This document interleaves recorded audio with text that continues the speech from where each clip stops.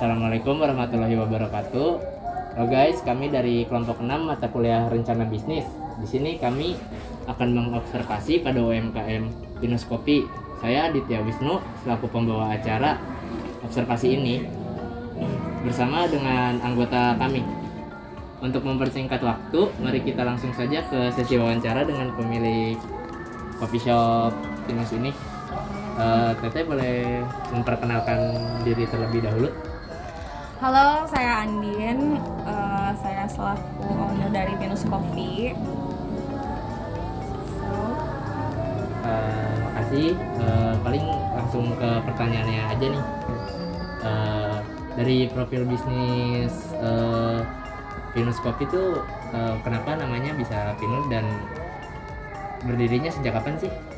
Jadi ini saya dan suami ini kan berdiri si Pinus ini tanggal 29 2020. Nah, jadi sebelumnya kenapa dinamain Pinus Coffee? Karena kan kalau pohon pinus itu kan artinya itu kuat. Jadi kan semakin si pohon itu tumbuh besar itu kan semakin kuat, semakin akarnya semakin kuat lah ya.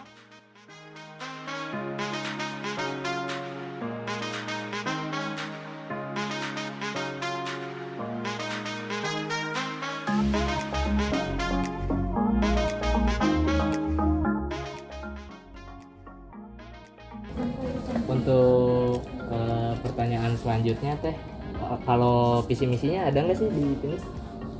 Visi misinya siapa sih yang nggak mau punya si coffee shop itu berkembang ya, pingin banget punya kayak di cabang, misalkan buka cabang di Bandung, di Jakarta gitu. Nah, gimana cara kita ngembanginnya yaitu berarti kan kita sekarang harus gimana caranya memasarkan si Pinus ini bisa dikenal sama orang banyak tuh gimana.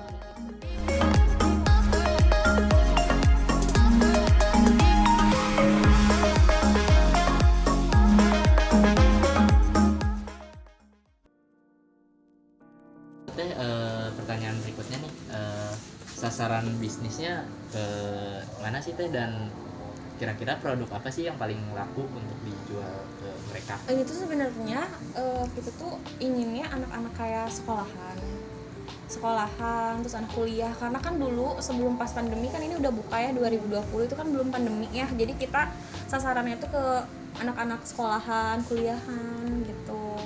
Terus untuk produk yang keluar banyak sih kita ada Kopinus. Signatur menunya di sini. Harus cobain.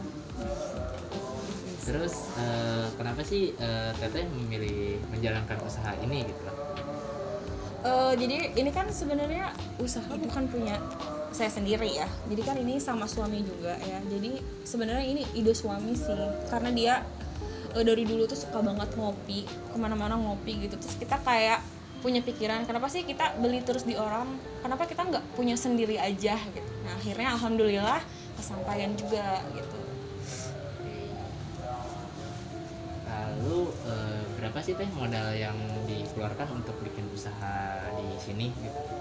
Lumayan lah, pokoknya nggak harus nengok kurang lebih 50 mungkin ya, 50, karena kan untuk itu kan ini kalau misalkan di coffee shop ini kan yang mahalnya itu kayak mesin, terus kayak bangku-bangku, jadi yang kecil-kecil tuh lumayan ya nguras.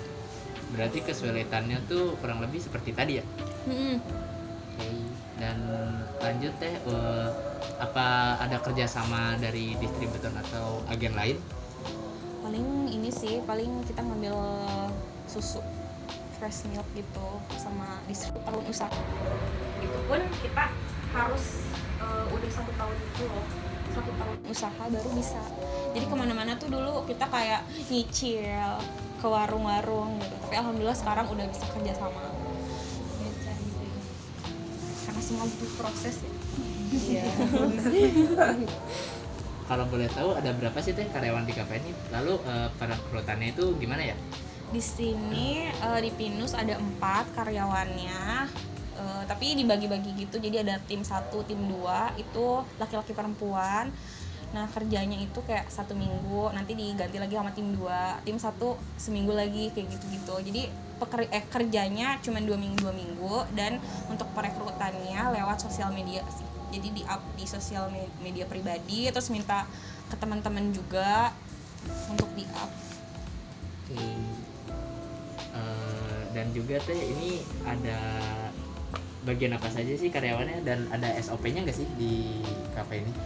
Kebetulan di sini tuh ada barista sama helper, tapi barista sama helper itu jadi kita sama-sama ngebantu gitu. Jadi kayak kalau misalkan baristanya lagi kewalahan banget nih, banyak pesanan, nah si helpernya juga harus bisa gitu. Jadi kita di sini tuh sama-sama belajar gitu. Jadi kita meskipun di helper, tapi kita juga suruh belajar bikin kopi. Misalkan yang barista juga kita suruh bisa masak, jadi biar bisa tolong menolong gitu loh. Lalu pengawasannya dan treatment apa ya yang Teteh berikan kepada karyawan? Kebetulan aku dan suami itu kan sering banget kesini, maksudnya sering nongkrong juga di sini, setiap hari ada lah. Jadi kita sering sharing bareng, jadi ngerangkul, karena kan maksudnya di sini di Pinus tuh nggak ada loh kata-kata misalkan saya owner, kamu cuman bawahan saya, itu nggak ada. Kita semua sama, kita sama-sama cari rezeki, jadi kita harus saling tolong menolong lah intinya ya. Kerja sama tim intinya gitu. Dan juga untuk pengelolaan keuangannya seperti apa sih Teh? Kebetulan itu saya yang megang sih. Lewat aplikasi sih sebenarnya, lewat aplikasi soalnya biar lebih mudah juga. Lalu untuk strategi pemasarannya seperti apa sih, dan dalam sebulan tuh berapa cup kira-kira yang bisa terjual? Kita biasa sosial media penting banget, terus sosial media, terus dari mulut ke mulut mungkin ya, terus dari temen yang udah pernah kesini juga kesini, terus biasanya sih kurang lebih 500 cup ada sebulan ya. Kalau per harinya sih ya kurang lebih 100. Itu kalau misalkan hari-hari biasa, kecuali kalau misalkan weekend biasanya lebih banyak. Lalu untuk omsetnya berapa sih Teh, dan kenapa untuk harganya tuh bisa segitu? Bisa segini, bisa lebih murah daripada yang lain ya. Bisa. Apa ya, jadi kan karena kita emang sasarannya kok ke apa sih, anak-anak sekolah, mahasiswa, jadi kita juga nggak terlalu nge-booming banget harga loh, karena kan mereka juga maksudnya belum punya penghasilan sendiri, jadi kita ya aman-aman aja lah, yang nggak terlalu mahal, nggak terlalu murah juga gitu loh. Harga pelajar lah. Harga pelajar lah. Yang penting mah aman, masih masuk gitu. Lalu untuk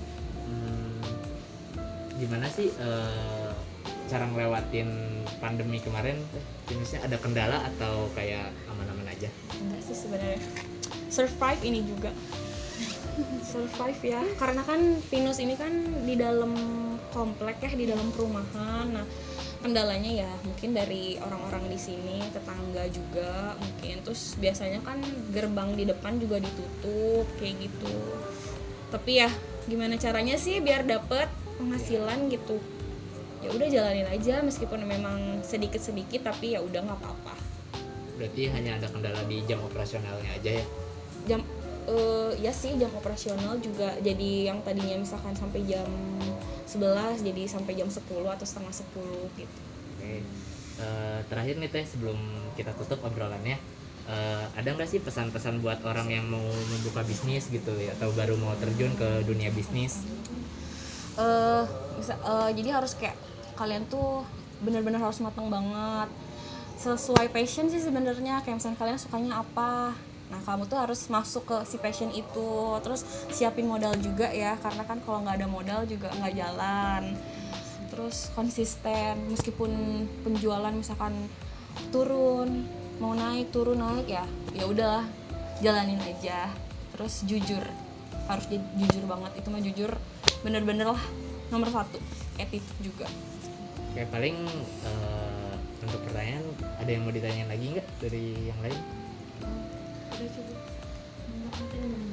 Oh ya Teh, untuk rencana bisnis kedepannya ini mau seperti apa gitu kopi shop ini?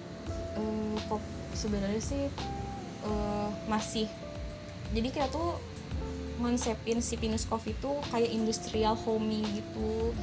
Jadi inginnya sih nanti kedepannya juga kita kalau bisa sih masih tetap kayak apa sih, kayak di rumah-rumah juga ya, masih sama sih sebenarnya, cuman memang ingin dimatangin lagi aja kayak gitu, karena ini mungkin belum terlalu matang ya untuk segi apa ya, tempat dan lain-lain gitu. Nggak ada lagi.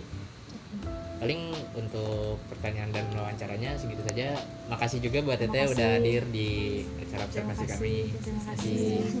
Nah, selebihnya mohon maaf bila ada salah kata dan kekurangan. Assalamualaikum warahmatullahi wabarakatuh. See you.